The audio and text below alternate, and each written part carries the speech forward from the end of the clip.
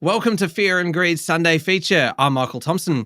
With the Olympics in full swing and after a pretty spectacular week for Australia in the pool, it's only fair that we feature an interview with one of Australia's greatest Olympians, Grant Hackett.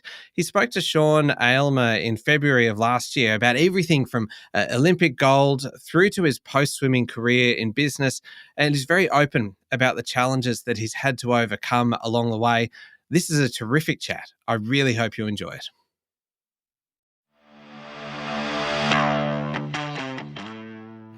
Welcome to the Fear and Greed Daily Interview. I'm Sean Aylmer.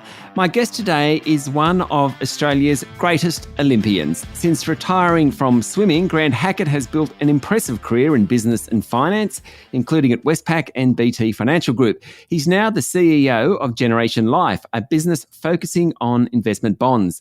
I want to talk to him today about investment bonds, about the superannuation sector, about the changes needed so that the industry remains fit for purpose, and how his success at the highest level of competitive sport prepared him for the business world. Plenty to cover there. Remember, this discussion is general in nature. Any discussion of investment products is for educational purposes only and doesn't take into account your personal circumstances. You should always seek professional advice before making investment decisions. Grant Hackett, OAM, welcome to Fear and Greed. Thanks very much for having me on, Sean. So you've held world records. You've won Olympic gold, captained the Australian swimming team. Why'd you go from that to business? Because there's not actually a lot of sports stars that end up successful in business. It's really interesting. It's actually something that I think I've been interested in just as long as swimming. So I always loved trading shares. I was always interested in markets, anything commerce related.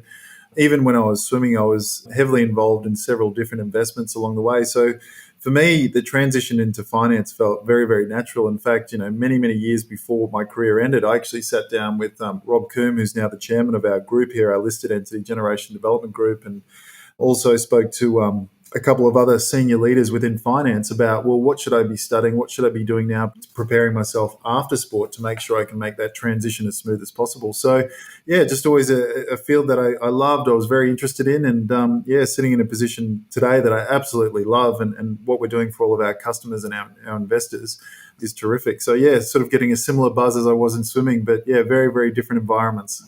Firstly, well done jumping onto Rob Coombe's shirt tail, because he's been very successful in finance and very giving also to many other people in the industry. How hard was it to transition? And of course, you went from very high profile job to, I think I'm going to get this wrong probably, but was it Westpac was your first high profile business job? Yeah, that's right. And everything that goes with it, because obviously, well, not obviously, you had personal challenges as we all do, but yours were played out in the public spotlight. How hard was that to go from one career to the other when everyone was watching?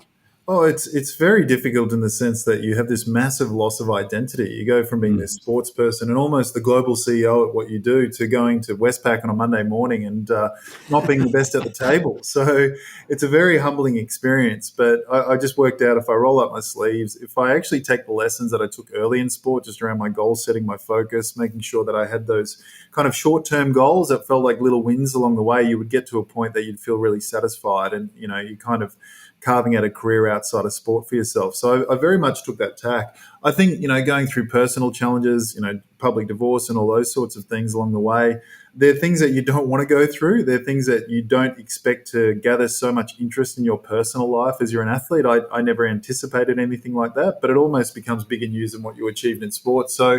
But I learned so many great lessons along the way. I don't want to have to go through a lot of that stuff again that I went through many years ago, but I learned so many great lessons that I think have made me a better leader in business. I think it's made me a better partner, a better dad. So I'm thankful for a lot of those lessons that I had along the way. And I think it makes me better at what I do today. And certainly a lot of those things are quite humbling experiences, as you can imagine, because being so public, they're ultimately amplified a lot more. So you really are tested as an individual. Tell us about Generation Life, what you do. So Generation Life is a life company. It's in life insurance? Life insurance, yes, that's correct. So we've got two core products that we sell. One's called an investment bond, which is the most tax-effective vehicle, after-tax paying vehicle outside of superannuation. So with a maximum tax rate of 30%, often the tax you pay is much, much lower than that. And then on the other side of the table, we've got a lifetime annuity. But we were really the first of its kind investment-linked lifetime annuity where you could choose your own investment products, the same as your superannuation or your account-based pension, and have the flexibility to be able to switch in between, which we launched in March of last year. So, yeah, two core products. We're the market leader in investment bonds. We currently take 52% of all market inflows at the moment, and the business has grown materially over the past few years. We used to do about $100 to $130 million worth of inflows just 4 or 5 years ago, where we did over $600 million last year of inflows. So the business has grown quite materially. And to your point, Sean, having a leader like Rob Coombe at the top of this business who's full of integrity and high value and performance has certainly helped lift us as a team and grow this business materially. Okay, I presume higher interest rates would also help out too when you're trying to sell investment bonds or annuities. I know one of your competitors, Challenger, in the annuity space, their result for the last half year was very strong on the back of sales of annuities. So presumably higher rates helps. It's interesting for us in terms of our products. So we've got our products that are linked to fixed interest, sort of returns, which obviously that's where interest rates help. So certainly for people wanting to take a more conservative approach in their asset allocation and be a little bit more defensive, that's great if you don't like the volatility of markets. But on the other side, we give the full range of choice. You can have anything from, full growth products to, international equities through to Australian equities, through to fixed interest, through to cash. However you want to have that asset allocation, you can do that on our investment menu, and you can do that on both products, whether it's investment bonds or lifetime annuities. It's really one of our clear points of differentiation as a firm is that not only do we give investment choice, but we give the flexibility of change, which is a little bit different to, I guess, Challenger's traditional lifetime annuities. They had some outstanding results that were announced just last week. And, they've done a phenomenal job in terms of paving the way and educating financial advisors and a lot of their clients on how annuities works in your overall, I guess, investment portfolio to generate a return and cover off longevity and sequencing risk. And we've certainly added a new dimension to that as a firm in terms of our investment-linked lifetime annuity. But at the end of the day, as a life company, a life insurance company, what we do is we sit here strategically and we try and develop products where people are going to obviously be able to get the best returns, but the most flexibility, so they've got that choice. And a lot of our inflows come through financial advisors. We work very closely with educating them and educating the market on how our products actually work and where they fit into the overall scheme of things. Stay with me, Grant. We'll be back in a minute.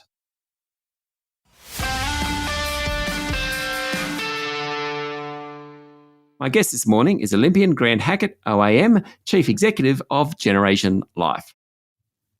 Okay, this week there's been plenty of talk about the future of super, and what you're talking about fits into that very neatly. The whole idea that the government could intervene to legislate to say superannuation has a specific purpose. And I know that the Premier talked about public housing, things like that, but he also talked about sustainability and, potentially, I suppose what he's hinting at is changing tax breaks for richer superannuants. Where do you think our sector's up to? Super has worked incredibly well since it was introduced, right? Is it time for change? I think, we have to say with our super system, we've been the envy of the rest of the world in terms of what we've been able to accumulate in retirement savings for the average Australian. What's really interesting when you hear the commentary from Jim Chalmers is that, to preserve savings, I think has been the key word that he's kind of been articulating out in the public domain now. And look, are there going to be changes in super? I feel like that's pretty unequivocal. But really, when you reflect on it, that's nothing new. We saw the coalition government back in 2017 legislate the caps in superannuation. So, of course, it started out with that $1.6 million cap. Now that's 1.7. There was the contributions cap, concessional, non-concessional, and then the various other changes that obviously filtered through as part of that. So the narrative of change when it comes to super is pretty consistent. And I think this government has obviously taken that to the next level and saying, well, how much is enough inside your superannuation to satisfy your living requirements in retirement and make sure that that's comfortable? So I think we're going to see some changes. To what extent, we're all unsure. We're constantly hearing the narrative around the $5 million threshold as a maximum you're going to have inside super. But, we'll just have to wait and see what Jim Chalmers and, the rest of the Labor government have coming up for us in this May budget. What about financial advisors. Here on Fear and Greed, we're great fans of financial advisors. And I mean, I know a lot about business just because I'm a journalist, not because I'm into it. I'm sorry, I don't know what you know, obviously, Grant, but just watching it, I know a lot about it. Yet I would never, ever make an investment without thinking about a financial advisor, or a big investment without thinking about a financial advisor. How do we make financial advice more affordable for the general population? Well, I think the quality of advice review is a start of that journey, because it's absolutely critical that the mums and dads of Australia actually have financial advice, particularly when it comes to decumulation, when they're in the retirement phase. I mean, accumulation is difficult enough. I mean, you've got your mortgage, you've got your private school fees, if you will. You've obviously got, saving up for retirement and making sure that you're adequately insured along the way, just in case something unforeseen happens. So there's all this complexity, but really the complexity is more amplified when it comes to decumulation. And that's because you're obviously going into retirement. You've got this large pool of money. You think, how long is this going to last for? And then you've got all the tax considerations around that, the legacy and estate planning that you want to leave either to your children or to your grandchildren. You want to make sure that you're generating enough income to live comfortably, go on that holiday and do all the things that you need to do. But at the end of the day, you don't know how long you're going to live either. So from a generation life point of view, we really look at retirement as it's multifaceted, and it takes multiple products and great financial advice to achieve your own personal outcomes around that. So we consider 4 things absolutely critical as part of that phase of life. And one's your account-based pension and making sure that you receive appropriate advice around that. And that's obviously your access to capital. It's then looking at, well, what's my lifetime annuity? What sort of risk profile should be attached to my lifetime annuity? That's going to cover off my longevity and my sequency risk.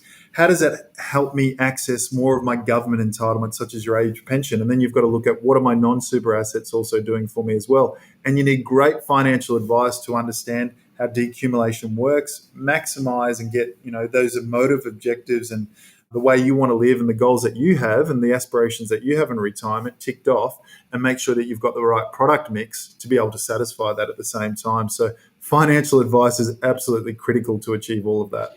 What about, you talked about decumulation, and particularly if you're an annuity provider, one of the things about annuities which people dislike is the fact that they may not have as much to leave their children at end of life.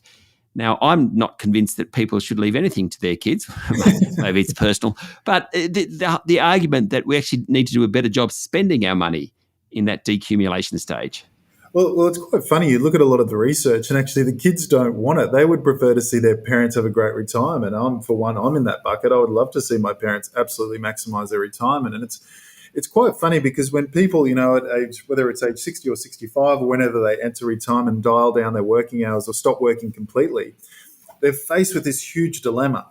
On one hand, they go, I've got this big, pool of money, from my superannuation that I've saved over 40 years of working. That's got to last me the rest of my life, but I don't know when that is. But right now, in the first half of retirement is actually when you're physically able to really enjoy retirement. It's when you can go out and, do the holidays and do all the things that you wanted to do to tick off the bucket list. In the back half of retirement, you want to know that you've got enough there to satisfy any health issues or anything else that you want to achieve through that part of it, but you can't really spend it there. And all the research shows that people materially spend a lot less money, particularly when they hit their late 70s, but really when they hit their 80s, they basically spend a lot less in relative terms. So, from that point of view, when you get to retirement, having a lifetime annuity is important, because it just safeguards you that you're going to be able to cover off longevity risk, that you've got this consistent income stream, you're maximizing your age pension at the same time. But also a lot of these products, including ours, also have a death benefit available to them. So you're handing over a lump sum of capital for exchange for a lifetime annuity stream.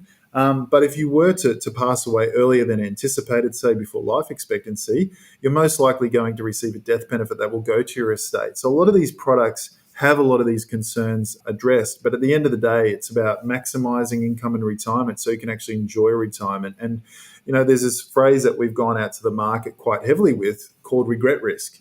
Going into retirement and living off the paint off the walls, because you're so worried about how long you're going to live and how long that money is going to last you. Obviously, volatility in financial markets is always a concern, and falling off a cliff like a GFC. So there's all this anxiety and stress around retirement, so you don't spend. And then people get to the back half of retirement and they're like, oh my goodness, I've actually saved during my retirement, but now I can't spend it because I've physically, so to speak, depreciated too much. and my health is not good enough for me to be able to enjoy it. And that's where regret risk kicks in, and that's something that we're trying to help financial advisors and their clients solve. You are clearly an enthusiast for Generation Life, Grant. What do you prefer, gold medals or Generation Life? I much prefer this now, to be totally honest. I'm equally as passionate about, finance and, all the financial products that we have here at Generation Life, or more broadly in the industry. So, yeah, I'm not sure why I get such a kick out of it, but I certainly wake up in the morning, enjoying this every bit as much as, actually more so than doing those laps. I enjoyed the racing more in swimming, but not the training so much. Oh, yeah, not surprised there. Grant, thank you very much for talking to Fear and Greed. No worries. Thanks for having me on, Sean. That was Grant Hackett OAM, Chief Executive of Generation Life. This is the Fear and Greed Daily Interview. Remember, this information is general in nature and you should seek professional advice before making any investment decisions. Join us every morning for the full episode of Fear and Greed, Australia's most popular business podcast. I'm Sean Aylmer. Enjoy your day.